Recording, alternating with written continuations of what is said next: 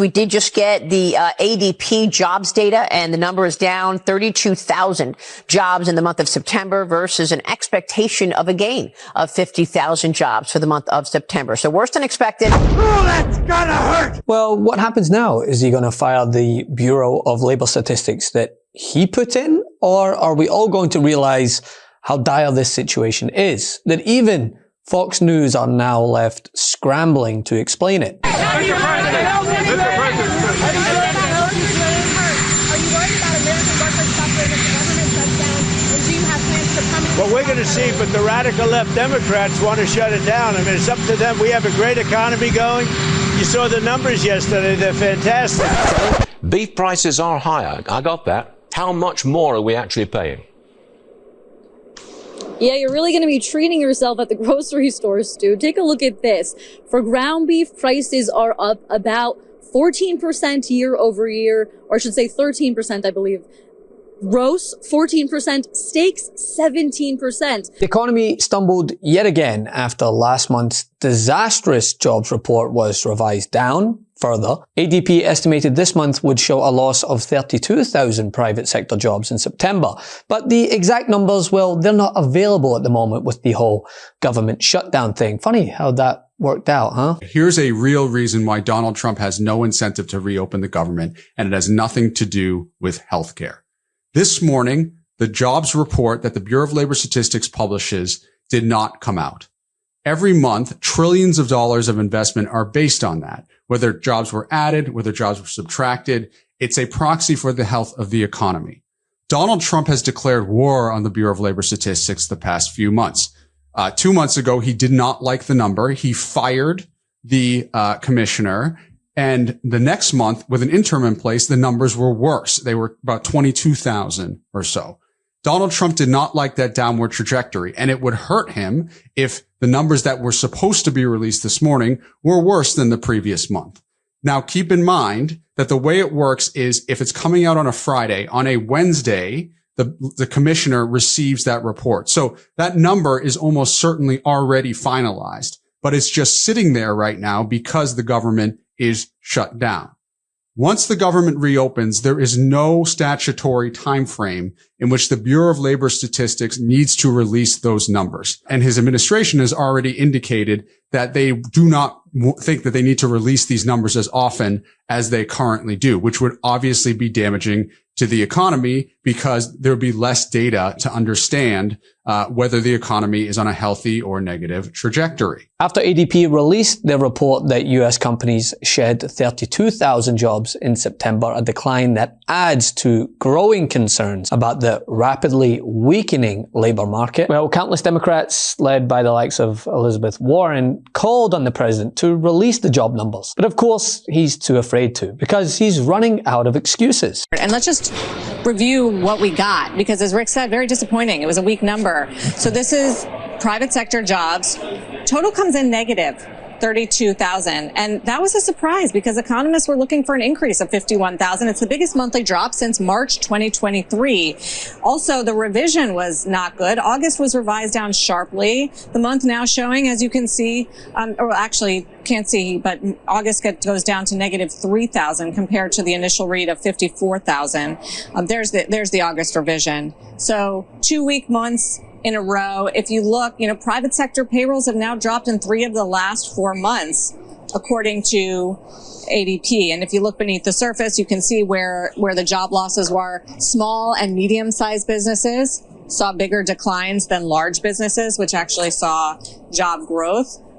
But guys, if you take the report and you compare it, some people say, oh, it's not really correlated with the government jobs report. Well, the reason I think that people are paying attention to it today is, first of all, we're not going to likely get that government jobs report on Friday, but also look at the correlation. I mean, the direction is in the right mode. Like they dip at the same time, they rise at the same time. I think it gives you a good sense, at the very least, of the trend on job growth. This is ADP private sector versus the traditional monthly jobs report that we get on Friday, where the market pays really close attention to. So I think it's a good indication that the labor market is softening. After poor numbers back in August, Trump fired the BLS commissioner, Erica McEntee, citing weak numbers, a move that was widely criticized as undermining data credibility. Elaine Chao was on yesterday, and I know, she was, I think she was labor secretary for 8 years under Bush 2, and she was your transportation secretary as well. And she said,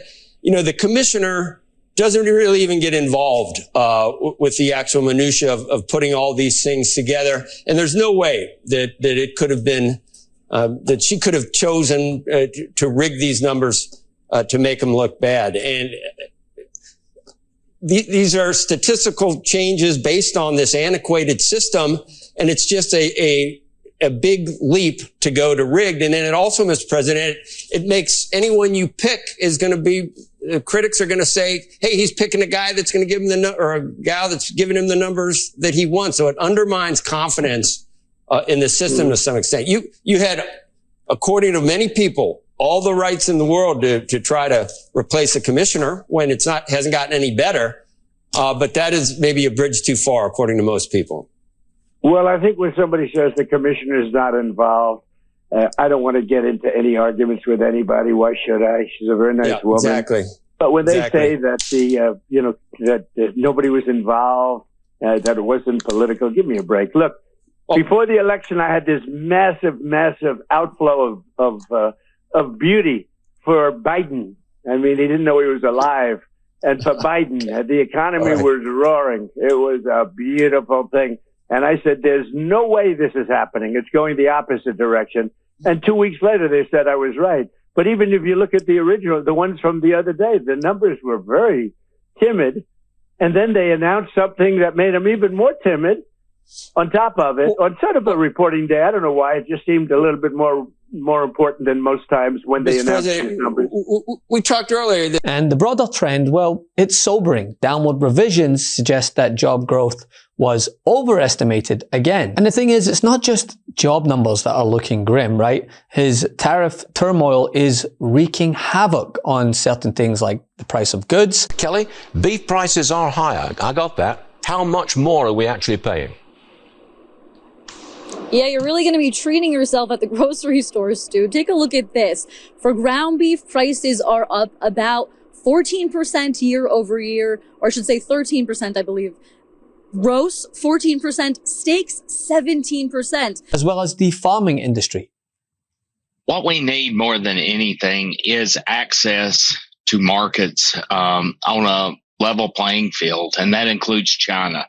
Right now, with the trade war, and then the tariffs and retaliatory tariffs that have resulted, we're at about a 20% price disadvantage when it comes to what the Chinese have to pay for our soybeans versus the Brazilian soybeans. And the buyers there want our soybeans, and we need to sell them our soybeans. As we know, China is a major buyer of US soybeans, and farmers rely on that demand. But after the US decided that they would impose a tariff war with China, they then decided they'd bail out Argentina because America first, right? Republicans in farm country are utterly livid at the Trump administration for an frankly inscrutable, utterly outrageous bailout that it made to Argentina last week. Well, Argentina went ahead and worked out a deal with China to the point that tough-talking Scott Bessent was caught texting the agriculture secretary, panicking that China is basically taking the US for a ride. And here at home, well, soybean farmers are the ones that are feeling the pain. And they're taking to Fox News, of all places, to voice their discrepancy. Look, 8 years ago, they were a #1 customer. They took almost 40% of our soybeans 8 years ago, and now they take 0. That's right. In 2018, with President Trump's first round of tariffs on China, at that moment, China was the largest export market for American soy. And they bought 60% of our soybean exports. And they are essentially, exports have collapsed this year, and there are no new orders logged in recent months. And quite frankly, unless something happens to reopen new markets for these farmers, you can't bail people out. That's how much you're going to give them that every year. I mean, you could do that. The tariff revenue is running about, on average in the last couple of months, about $30 billion a month. But do the farmers want welfare? Because that's what it is. So this is you're in a trade war, right? And this is the casualty of it now. And so China's using this as leverage because that's how you're going to put pressure on Trump.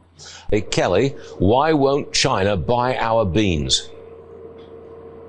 Well, Stu, this is direct retaliation for the trade war between our two countries. China knows that American farmers are now losing their biggest customer. I mean, take a look at this. We know that China buys, from government data alone, more than half of all U.S. soybean exports last year, with $12 billion worth of soybeans sold to them. Now, according to the American Soybean Association, we know that China in the last 5 years has bought more soybeans than any other country combined. Now, 95% of their soybean purchases come from South America. We're here at a soybean farm with Chris Gould, who told me that this situation is absolutely dire. Take a listen to this.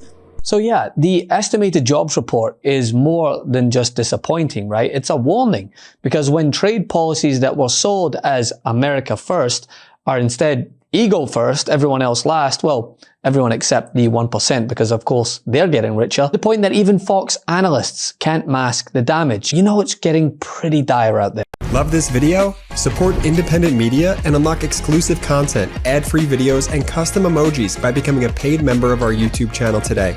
You can also gift memberships to others. Let's keep growing together.